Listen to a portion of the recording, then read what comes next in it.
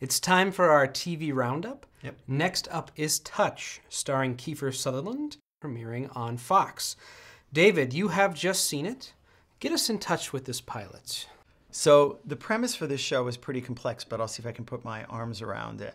It's about a young boy who is mute and really uncommunicative, but the boy is able to see patterns in random numbers that most of us would miss, and by putting those numbers together, is able to predict near future events. So the dad realizes that his son is trying to communicate that something is going to happen, and the dad has to intercede. 6,919,377,000 of us live on this tiny planet, and only a few of us can see the connections. The patterns, mathematical in design, are hidden in plain sight. Just have to know where to look. I've been alive for 10 years, 5 months, 17 days, and 14 hours. And in all that time, I've never said a single word.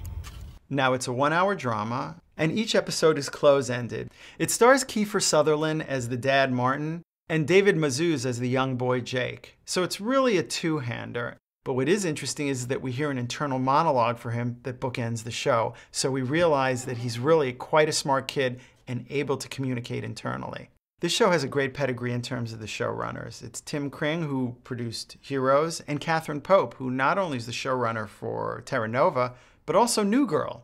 So talk about a very diverse portfolio of shows.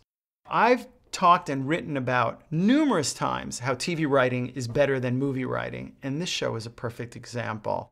This show kept me on the edge of my seat for the entire pilot. Kiefer Sutherland, who plays Martin the dad, is at the end of his rope with Jake. Jake runs away from school, he climbs cell towers, but Jake keeps a little notebook with all of these math equations and numbers that he's writing down. Things have gotten so bad with Jake that Child Services has actually taken Jake out of the house and into protective custody. During the course of the pilot, we start to follow Martin's journey with Jake. He starts to piece together this puzzle that Jake is trying to tell him about an event that's going to happen very soon. And Martin doesn't know if he needs to stop it or facilitate it or what the event is, but through the series of numbers that Jake collects from cell phones and the sides of buses, from lottery numbers and badge numbers, we know that what's going to happen is going to happen tomorrow at 3:18 in the afternoon. Mr. Bone? Claire Hopkins, Child and Family Services. Jake climbed that tower 3 times. Every time the security cameras caught him at 3:18. He's reset every clock in this house to that exact time.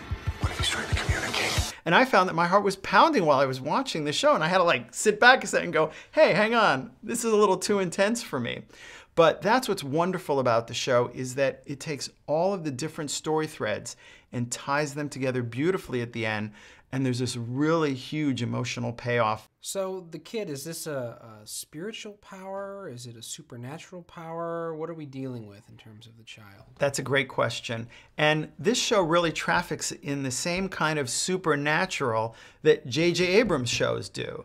I'm wondering if the showrunners are saying, we need to be more like JJ because he's so successful. But it's definitely a supernatural element or supernatural power that Jake has. So why don't you take your ticket and let us know what you really think. Okay. Touch is a fascinating show. Don't TiVo it, watch it when it premieres, and then email me how right I am. See it. Cheers. Cheers.